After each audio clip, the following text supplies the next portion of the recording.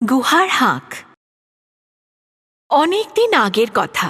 একটা সিংহ বহুদিন যাবৎ ক্ষুধার্ত ছিল। অনেকক্ষণ বাদে সে এক শিকারের পেছনে দৌড়ল বটে, কিন্তু শিকার তার হাত ফসকে বেরিয়ে গেল। সিংহ ততক্ষণে ক্লান্ত, পরিশ্রান্ত। কোনো শিকার না পাওয়ার দরুন সে নিরাশ হয়ে জঙ্গলের উদ্দেশ্যে রওনা দিল। রাস্তায় সে দেখতে পেল একটা গুহা। সিংহ একটু আরাম করার জন্যে সে গুহার ভেতরে ঢুকে পড়ল। সে এটাও ভাবল যে কোনো জন্তু যদি ভেতরে থেকে থাকে তাহলে সে তাকে খেয়ে ফেলবে। ভেতরে গিয়ে সিংহ দেখল যে গুহা যে খালি। সে কিন্তু ভেতরেই রয়ে গেল আর অধীর আগ্রহে কোনো জন্তুর আসার অপেক্ষায় রইল।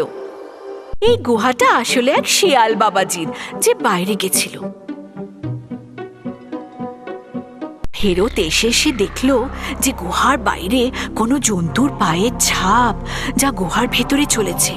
শিয়াল বড় চিন্তায় পড়ে গেল। আরে, এটা কার পায়ের ছাপ? মনে হয় কোনো সিংহের। ওরে বাবারে, যদি আমি ভিতরে যাই তাহলে আমায় মেরে ফেলবে।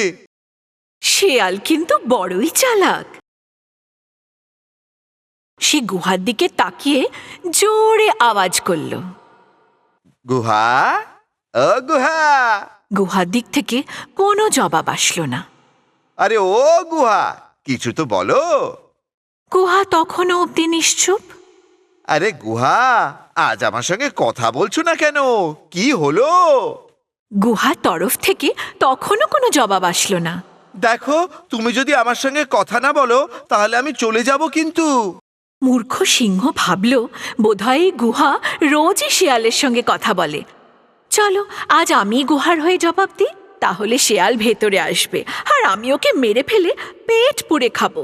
এই ভেবে সিংহ বলে উঠল, আমার শেয়াল বন্ধু, আমি তো মজা করছিলাম। ভেতরে কেউ নেই, নিশ্চিন্তে চলে এসো ভাই। শিয়াল বুঝতে পেরে গেল যে এটা সিংহের আওয়াজ।